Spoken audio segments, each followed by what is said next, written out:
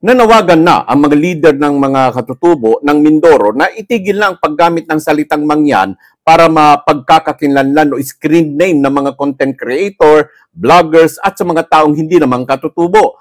Ayon kay Oriental Mindoro Indigenous People Minority Provincial Representative Lagtum Pasag, ito umano ay isang pag-aangkin ng kultura at maling representasyon ng mga personalidad na hindi naman nabibilang sa 8 tribo ng mga katutubong mangyana.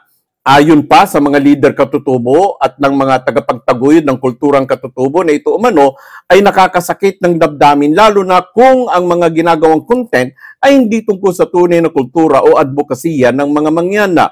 Kaugnay nito ay nanawagan nito na iwasan ang gamitin ang salitang mangyan kung hindi naman sila nabibilang sa kanilang pamayanan at kung nais naman na gumawa ng content tungkol sa mangyan ay makipag-ugnayan muna umano sa komunidad upang maging tama at makabuluhan ang representasyon na. Ang salitang mangyan umano ay higit pa sa label, ito ay simbolo ng pagkakakilanlan, kasaysayan at pakikibaka ng mga katutubo ng Mindoro.